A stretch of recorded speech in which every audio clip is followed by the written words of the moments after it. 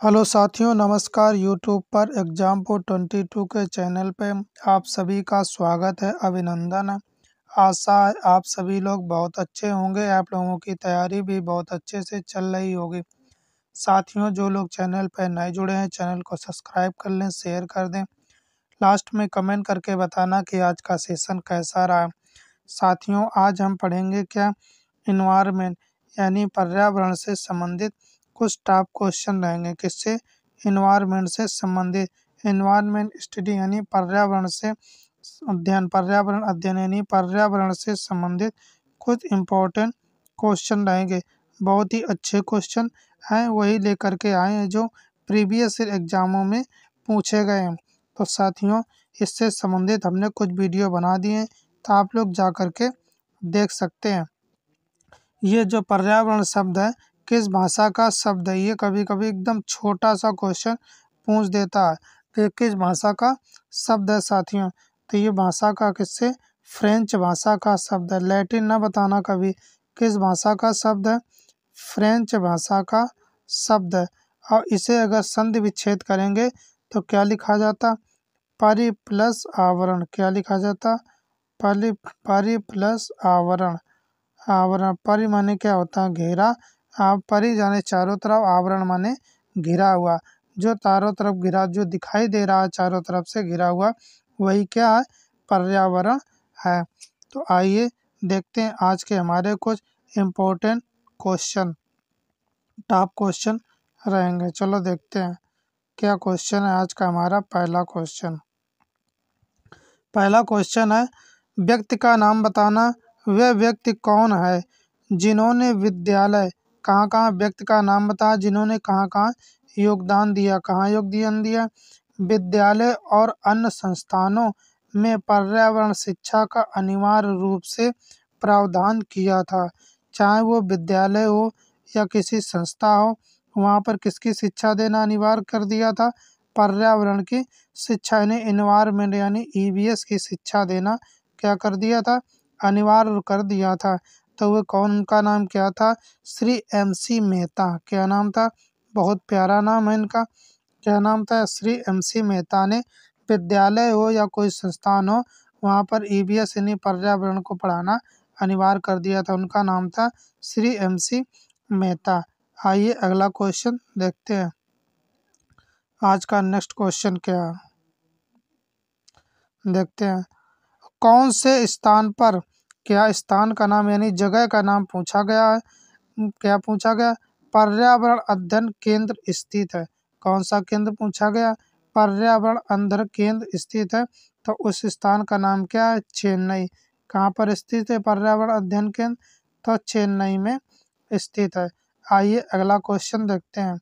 सब important question है। क्या है? और किस प्रकार की भारतीय जलवायु है? क्या पूछा गया? भारत की जलवायु जो है वो किस प्रकार की जलवायु है? तो भारत की जलवायु जो है उष्ण कटिबंधीय जलवायु। कौन सी है? उष्ण कटिबंधीय जलवायु। अगर हम ग्लोब में देखते हैं, तो ऊपर ही हमारा हो जाएगा दक्षिणी ध्रुव, नीचे हो जाएगा उत्तरी ध्रुव। अगर हम देखते हैं भूमध्य रेखा, तो बीच की रेखा को क्या कहा जाता? भूमध्य रेखा या विषुवत रेखा कहा जाता है। क्या कहा जाता? विषुवत रेखा कहा जाता है। और इसके जो 23.5 डिग्री कर्क रेखा होती है ऊपर को क्या कहा जाता? कर्क रेखा कहा जाता।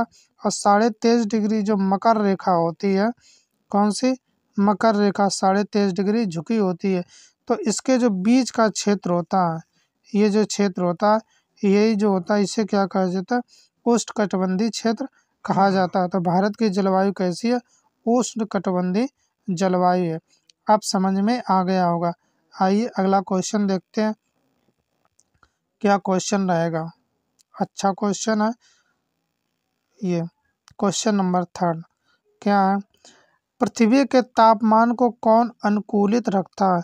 पृथ्वी का जो टेम्परेचर है, अर्थ का जो टेम्परेचर है, वो कौन अनुकूलित रखता है यानी अनुकूल बनाए रखता है? जीव जगत को जिंदा रहने के लिए या उससे सरवाइव करने के लिए अनुकूलित बनाए रखता है। तो कौन दो गैसें हैं? कार्बन डाइऑक्साइड और जलवाष्प। कार्बन डाइऑक्साइड, इसका रासायनिक सूत्र है CO2, और जलवाष्प को अंग्रेजी में क्या कहा जाता? इसे कहा जाता वाटर वेपर। क्या कहा जाता? वाटर वेपर कहा जाता। अगर हम देखेंगे तो इसमें दो शब्द छिपे हैं, जल और वाष्प। क्या शब्द छिपा? जल और वाष्प। कभी कभी आप लोग सुबह सुबह टहलने गए होंगे मैदान में या कहीं खेतों में, तो देखना जो घास होती है उसके ऊपर, घास के ऊपर छोटी छोटी ड्यू रखी रहती है, यानी बूंदें रखी रहती है। तो वही जल जो है वाष्प के रूप में नीचे आ जाता, उसे जलवाष्प कहा जाता। और ये किसके कारण होता? पृथ्वी के टेम्परेचर के कारण होता है। जहाँ जैसा टेम्परेचर होता वहीं पर वैसी ओस वोस, कभी कहते हैं देखो आज ओस ज़्यादा पड़ी है या ड्यू कम गिरी या ज़्यादा गिरी, तो पृथ्वी के टेम्परेचर या हवाओं के कारण होता है। आइए नेक्स्ट क्वेश्चन देखते हैं। आज का अगला क्वेश्चन क्या है?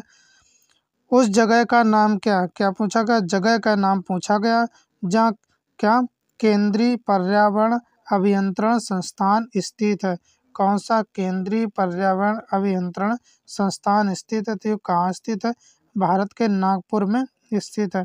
नागपुर स्टेट में यानी नागपुर में स्थित है। आइए अगला क्वेश्चन क्या रहेगा? ये बहुत ही अच्छा क्वेश्चन है, देखते हैं क्वेश्चन क्या है। इम्पोर्टेंट क्वेश्चन और अच्छा, कई एग्जामों में ये क्वेश्चन पूछा भी गया है। चलो देखते हैं। सबसे ज्यादा लवणता किस झील में पाई जाती है? क्या पूछा गया? झील का नाम पूछा गया। सबसे ज्यादा लवणता कहाँ पाई जाती, किस झील में पाई जाती, यानी लेक में पाई जाती, उसका नाम क्या है? तो उसका नाम है वान झील। क्या नाम है? वान झील है जहाँ सबसे अधिक लवणता पाई जाती है। और वान झील कहाँ पाई जाती है? तुर्की देश में है। कहाँ पर है? तुर्की देश में है। तो कितनी लवणता पाई जाती है? 330%। कितनी है?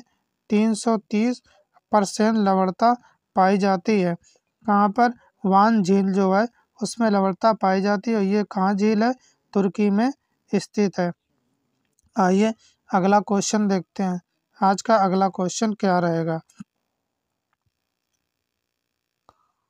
चलो देखते हैं आज का अगला क्वेश्चन क्या है। बेसाल्ट और ग्रेनाइट क्या है? देखो दो दिए गए एग्जांपल, बेसाल्ट और ग्रेनाइट क्या है? तो ये आग्नेय चट्टान के क्या है? बहुत ही इम्पोर्टेंट एग्जांपल है। अगर चट्टान के बारे में देखेंगे हम, तो चट्टानें जो हैं वे तीन प्रकार की पाई जाती हैं। चट्टानें जो हैं वे कितने प्रकार की पाई जाती?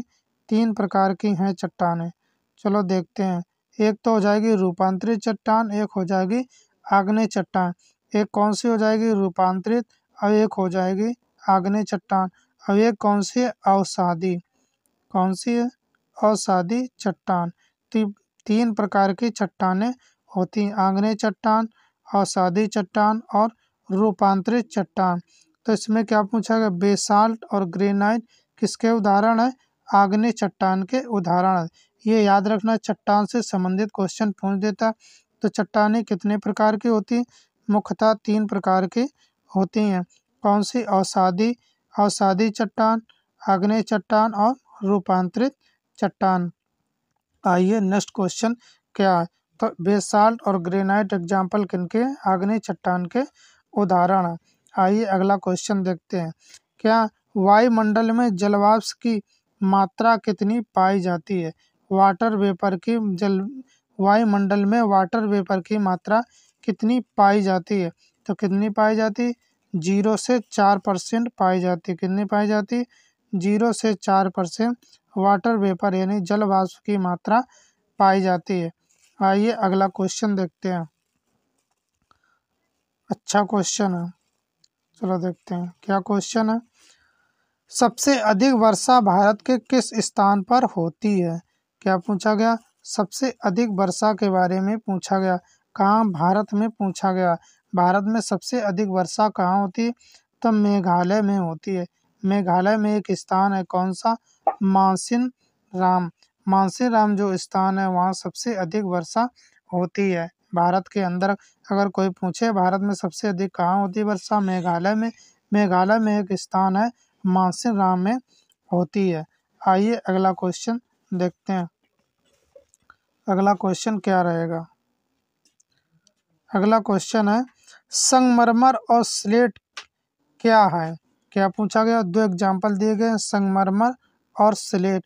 ये दो एग्जाम्पल जो हैं किस चट्टान के उदाहरण है, तो रूपांतरित चट्टान के उदाहरण है। किसके दोनों उदाहरण है, रूपांतरित चट्टान के उदाहरण है ये संगमरमर और स्लेट। आइए अगला क्वेश्चन देखते हैं। क्या है आज का अगला क्वेश्चन, पानी का कितने पीने योग्य है। क्या पूछा गया, पृथ्वी जो पानी है वो पीने योग्य कितना है, तो पीने योग्य कितना है 2.5%, यानी 2.5% जो है वो पानी कैसा है, पीने योग्य है। आइए अगला क्वेश्चन देखते हैं आज का इम्पोर्टेंट क्वेश्चन, ओजोन परत के मापने की इकाई क्या कहलाती है।